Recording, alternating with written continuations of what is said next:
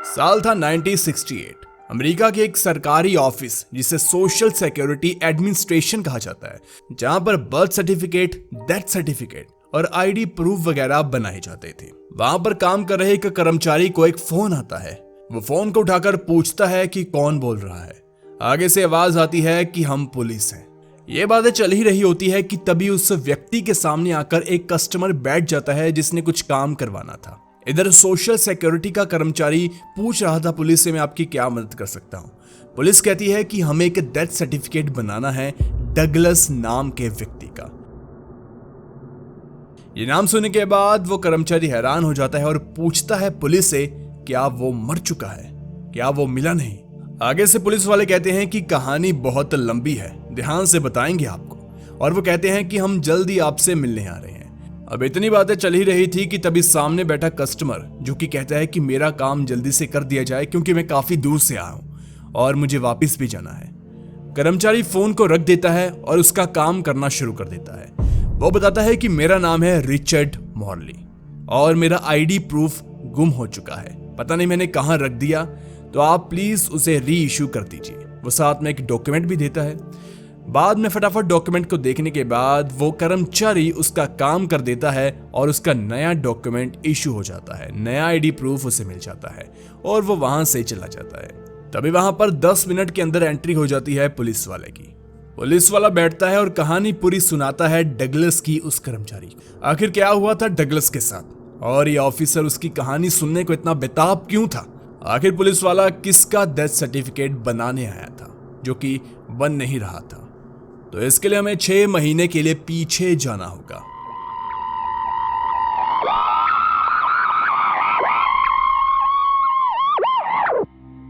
देखिए, अमेरिका के कैलिफोर्निया में एक व्यक्ति रहा करता था जिसका नाम था डगलस ग्लिस्टेंट। उसकी बीवी थी बारबरा, 2 बेटियां थी, डेथ और लिन। डेथ की उम्र थी 13 साल और छोटी बेटी की उम्र थी 11 साल। देखिए, वो ताबूत बनाने का काम करता था। वो एक तरह से काफी अच्छा बिजनेस करता था ताबूत बनाने का। आसपास के कई इलाकों में उसके अलावा कोई और व्यक्ति ताबूत नहीं बनाता था और इसके साथ उसके पास अच्छा खासा पैसा भी था क्योंकि बिजनेस भी अच्छा चल रहा था। और पैसे के साथ साथ उसकी सोसाइटी में, समाज में इज्जत काफी थी। आपको बता दें कि डगलस को लोग काफी मानते थे।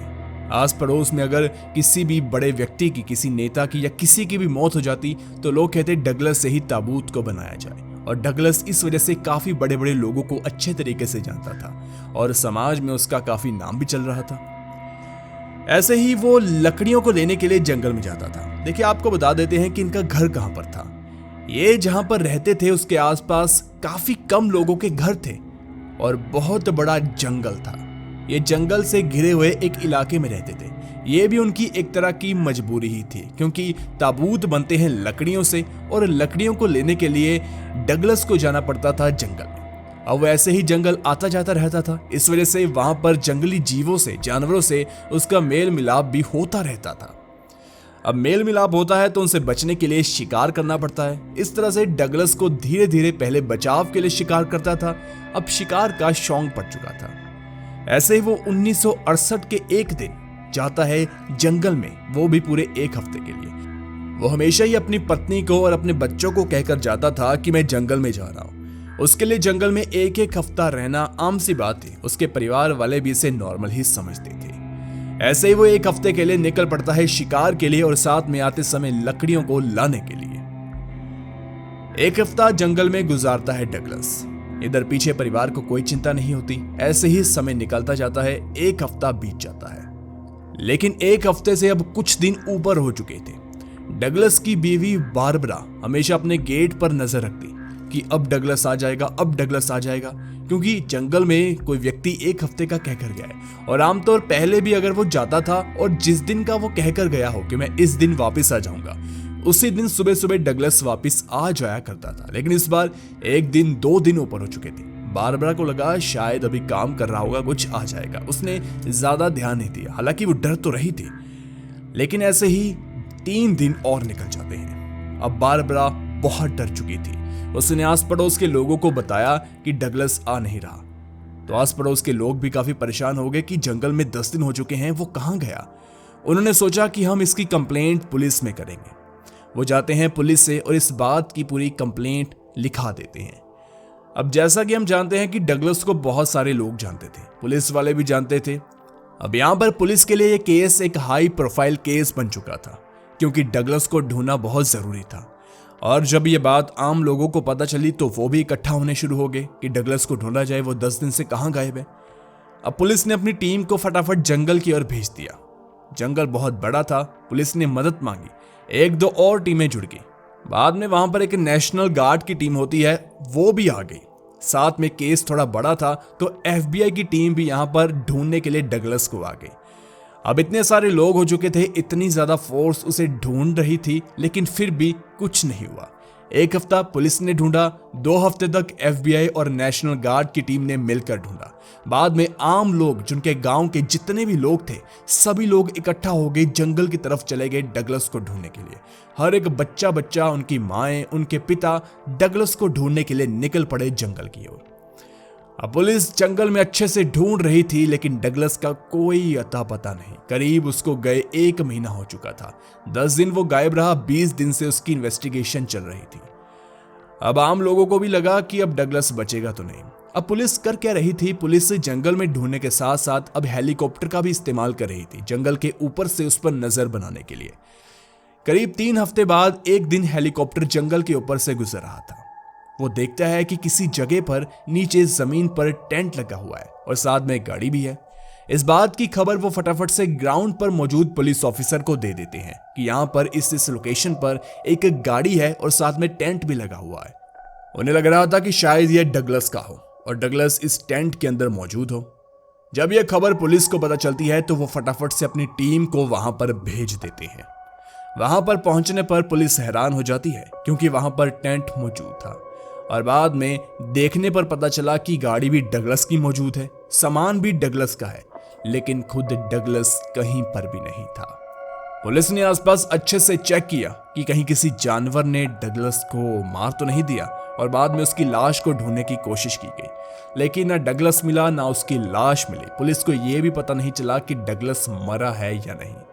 बाद में उन्होंने एक थ्योरी को बना दिया कि ऐसा हो सकता है कि डगलस को किसी जानवर ने खा लिया, किसी बड़े जानवर ने, भालू ने, शेर ने, और उसने एक एक टुकड़े को खा लिया और इस वजह से शायद हमें डगलस की लाश कभी भी मिल ना पाए। लेकिन इधर बीवी बारबरा को पूरा यकीन था कि उसका पति जिंदा है, वो लौट कर जरूर आएगा। लेकिन बारबरा पुलिस से रिक्वेस्ट करती है कि आप डगलस को जल्दी से ढूंढिए। देखिए, उन्हें ऐसा डर था कि कहीं डगलस मर तो नहीं गया। अगर वो नहीं मरा, उन्हें एक दूसरा डर ये भी था कि कहीं जंगल में मौजूद जो कबीले वाले होते हैं उन्होंने डगलस को पकड़ लिया हो और डगलस को बंदी बनाया हो। इस वजह से पुलिस बहुत जोर से काम कर रही थी कि अगर कबीले वालों ने उसे पकड़ लिया होगा तो वो तो डगलस के साथ काफी बुरा व्यवहार करेंगे और उससे पहले वो उसे छुड़ाना चाहते थे। इस वजह से पुलिस की टीम काफी शिद्दत से इस केस में लगी हुई थी। लेकिन धीरे धीरे 1 महीना तो बीत गया, दूसरा महीना बीत गया, तीसरे महीने आते आते पुलिस भी ठंडी पड़ गई और बाकी की टीमें भी ठंडी पड़ गई। अब इस तरह से पुलिस ने अपने मन में यह सोच लिया था कि डगलस मर चुका है। 2 महीने और बीत जाते हैं। अब 6 महीने का समय हो चुका था डगलस को गुम हुए। अब पुलिस चाहती थी कि इस केस को बंद कर दिया जाए और इस केस में डगलस को गुमशुदा की जगह मरा हुआ घोषित करके इस केस को बंद कर दिया जाए। इस वजह से पुलिस की टीम गई थी सोशल सिक्योरिटी में इस चीज के बारे में जानकारी लेने के लिए। लेकिन अब वो ऐसे डेथ सर्टिफिकेट बना नहीं सकते थे, क्योंकि डगलस के मरने का कोई भी सबूत नहीं था और समय भी काफी कम हुआ था। इस तरह से पुलिस डगलस का डेथ सर्टिफिकेट नहीं बना पाते। लेकिन इसके बाद बात की जाए बारबरा की। पुलिस के हार मानने के बाद उसने खुद हार नहीं मानी। गांव के लोग, आस पड़ोस के लोग हमेशा जंगल में डगलस को ढूंढते रहे और साथ में उसने प्राइवेट डिटेक्टिव को भी हायर कर लिया अपने पैसों से, ताकि डगलस को ढूंढा जा सके। डिटेक्टिव ने बहुत कोशिश की, पुलिस ने बहुत कोशिश की, लेकिन वो डगलस को ढूंढ नहीं पाए। यहाँ पर इस केस से जुड़े हर एक बंदे को यह लग रहा था कि डगलस मर चुका है, लेकिन उन्हें क्या पता था कि यह मामला कितना ज्यादा पेचीदा है। अब यहाँ पर डगलस के गुम होने के करीब 1 साल के बाद बीवी बारबरा ने डगलस का बिजनेस बेच दिया, क्योंकि उससे वो संभाला नहीं जा रहा था। और काम को करने वाला और काम को संभालने वाला डगलस ही यहाँ पर नहीं है तो इस बिजनेस को कैसे ही संभाला जा सकता था। इसलिए बीवी बारबरा ने उस बिजनेस को बेचकर अपने घर को भी बेच दिया और एक छोटा सा घर अपने माँ बाप के एरिया में ले लिया। जहाँ पर उसके माँ बाप रहा करते थे वहाँ पर उसने भी घर ले लिया। और वो नहीं चाहती थी कि अपनी बच्चियों के साथ वो जंगल में ऐसी जगह पर रहे, क्योंकि अब तो वहाँ पर रहने का कोई मतलब ही नहीं था। उसने घर को बेच दिया और साथ में उसने एक अकाउंटेंट की जॉब पा ली, क्योंकि बच्चों का और घर का गुजारा भी करना था। अब यहाँ पर 7 साल का समय निकल जाता है। पुलिस वाले डगलस का अब डेथ सर्टिफिकेट बना ही देते हैं और फैमिली को देकर कहते हैं कि अब डगलस इस दुनिया में नहीं है। आप इस डेथ सर्टिफिकेट को सोशल सिक्योरिटी ऑफिस में जाकर या कहीं दूसरी जगह पर जाकर अपनी पेंशन को लगवा लीजिए, जो कि आपको लगेगी विधवा पेंशन, बच्चों की एजुकेशन पर पैसा मिलेगा। उसके लिए यह सर्टिफिकेट आपके लिए जरूरी है। अब यहाँ पर बारबरा काफी दुखी थी, लेकिन जो सच था वो सच था। इसलिए वो जाती है, अपनी पेंशन के लिए अप्लाई कर देती है। डगलस अब मर चुका था सबकी नजरों में, खासकर कानून की नजर में, तो बारबरा को पेंशन लग जाती है और साथ में उसके बच्चों को पढ़ाई के लिए पैसा मिलता है। ऐसे ही समय बीतता जाता है। अब बारबरा ने अपने दिल में मौजूद उस आखिरी उम्मीद की जान को भी निकाल लिया था जो कह रही थी कि डगलस वापिस आएगा। अब उसके मन में ये आशा भी नहीं थी कि डगलस वापिस आएगा। उसने अपना पूरा ध्यान अपने काम में, अपने बच्चों को बड़ा करने में, उनकी अच्छी परवरिश करने में लगा दिया। ऐसे ही समय बीतता गया और इतना बीत गया कि अब मन में डगलस के ख्याल आने बंद तो नहीं हुए, लेकिन कम जरूर हो गए, क्योंकि अब समय आ चुका था 2015 का और इस समय करीब 48 साल का समय हो चुका था डगलस को गुम हुए या यूं कहें मरे हुए। लेकिन 2015 में यह केस एक ऐसे मोड़ पर आ जाता है जिसे जानने के बाद हर किसी का दिमाग घूम गया और कहानी फिर से वहीं पर चली जाती है जहां से शुरू हुई थी, यानी कि सोशल सिक्योरिटी ऑफिस में। साल 2015 का समय आ जाता है। यहाँ पर सोशल सिक्योरिटी में रोज की तरह काम हो रहा था, किसी के आईडी प्रूफ बन रहे थे और जो भी काम होते हैं। तभी वहां पर एक लेडीज आती है। वो कहती है मुझे पेंशन चाहिए। सामने बैठा एम्प्लॉय कहता है कि हाँ, आप बता दीजिए आपको किस चीज की पेंशन चाहिए और साथ में अपने प्रूफ भी दिखा दीजिए। वो कहती है कि मेरे पति की मौत 1968 में हो चुकी थी और उस समय मैं सरकारी नौकरी करती थी और मुझे पेंशन नहीं मिली, मुझे कुछ भी नहीं मिला, लेकिन अब मैं रिटायर हो चुकी हूँ।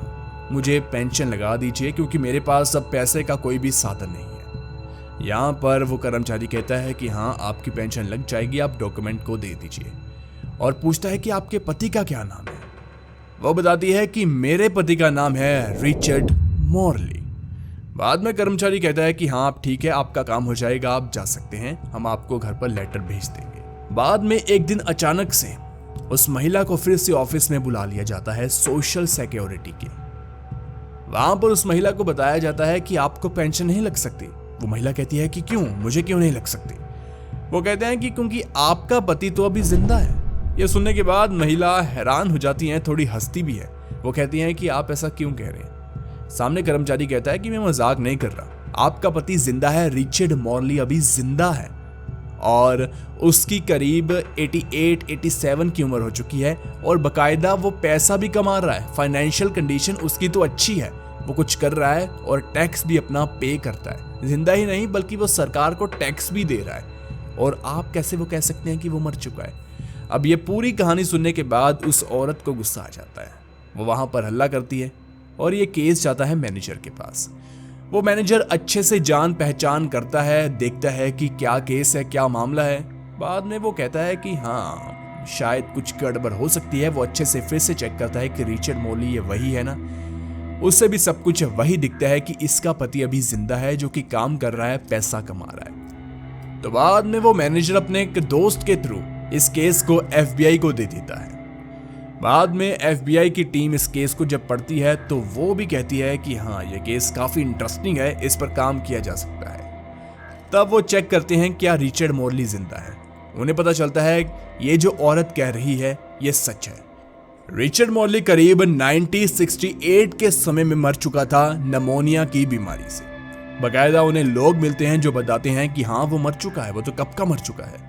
अब यहाँ पर FBI वाले कहते हैं कि देखिए, रिचर्ड मॉर्ली मर चुका है, ये जो व्यक्ति रिचर्ड मॉर्ली बना है, ये कोई बहरूपिया, फेक, कुछ भी कह सकते हैं, ये वो है, इसे पकड़ लिया जाए। अब यहाँ पर वो पूछते हैं कि अब इसे पकड़ा कैसे जाए, लेकिन तभी उन्हें ऑफिस में एक दिन बाद एक चिट्ठी मिल जाती है जिसमें लिखा था कि आप जिस रिचर्ड मॉर्ली को ढूंढ रहे हैं वो मैं ही हूं। मैंने रिचर्ड मॉर्ली का कुछ नहीं चुराया, मैंने बस उसका नाम ले लिया क्योंकि मुझे उस समय बहुत जरूरत थी इसके नाम की। और वो अपना नाम भी नीचे लिख देता है। उसका नाम था डगलस ग्विल्स्टन। ये वही डगलस था जो कि करीब 48 साल पहले गुम हो चुका था, जंगल में लकड़ियां लेने गया। अब यहाँ पर पुलिस जाती है बारबरा के पास क्योंकि उन्हें लग रहा था कि डगलस अगर जिंदा है तो यहीं पर होगा। बारबरा उन्हें बताती है कि डगलस कहाँ जिंदा है, वो तो 48 साल से हमने देखा ही नहीं, वो तो शायद मर चुका है। लेकिन यहाँ पर पुलिस की टीम उन्हें सब कुछ बता देती है कि ऐसा ऐसा हुआ, आपका पति अभी जिंदा है। अब वहां पर पुलिस वाले अच्छे से खोज देते हैं कि ये लेटर कहां से आया, यानी कि डगलस का असल पता वो लगा लेते हैं। अब यहाँ पर बारबरा ये सुनने के बाद काफी खुश तो होती है लेकिन दुखी भी होती है कि अगर वो जिंदा था अपने बच्चों को देखने के लिए, मुझे देखने के लिए क्यों नहीं आया। आखिर ऐसी क्या वजह थी उसके पास कि वो हमसे अचानक इतनी दूर चला गया और हमेशा के लिए हमें देखने भी नहीं आया। अब पुलिस वाले और साथ में बारबरा जाती है डगलस के घर जहां पर डगलस अब रह रहा था। जहां पर जब पुलिस वाले पहुंचते हैं उन्हें पता चलता है कि जिस डगलस की आप बात कर रहे हैं उसकी अभी 4 दिन पहले मौत हो चुकी है। मतलब कि डगलस को पता था कि वो अभी मरने वाला है। उसने इस हिसाब से चिट्ठी को लिखा कि जब तक इस चिट्ठी का खुलासा होगा कि ये कहां से आई है, किसने भेजी है, क्यों भेजी है, पूरी कहानी क्या है, तब तक मैं इस दुनिया में नहीं रहूंगा। अब यह सुनने के बाद बारबरा टूट चुकी थी। पहला यह कि पति ने एक धोखा दिया, दूसरा यह कि अगर पति को मिलने का मौका मिला वो पहले ही इस दुनिया से चला गया। तब वहां पर असली कहानी सामने आती है कि डगलस क्यों अचानक से अपने परिवार वालों से दूर हो गया और डगलस और रिचर्ड मॉर्ली का क्या कनेक्शन था, कैसे डगलस रिचर्ड मॉर्ली बन गया, ये सब कुछ पुलिस को और बारबरा को पता चलता है। देखिए, डगलस अपनी बीवी से प्यार करता था, उसकी बीवी डगलस से बेइंतहा प्यार करती थी। लेकिन अब कहीं ना कहीं शादी के काफी साल होने के बाद डगलस को किसी और से प्यार हो गया था। उसको अपने पड़ोस में मौजूद एक लड़की से प्यार हो गया था। देखिए, वो लड़के से प्यार तो करता था लेकिन अपने परिवार से भी बहुत प्यार करता था। और अब ऐसा भी नहीं था कि अपनी बीवी से तलाक लेने के बाद वो उस लड़की से शादी कर ले, क्योंकि समाज में रिस्पेक्ट, इज्जत काफी थी, उससे भी बचाना था। तो इसीलिए धीरे धीरे टाइम के साथ वो एक प्लान को बना लेता है। अब यहाँ पर लड़की भी उससे आगे से प्यार करती थी। उसे पता भी था कि डगलस शादीशुदा है, 2 बेटियां हैं, लेकिन फिर भी प्यार अंधा होता है।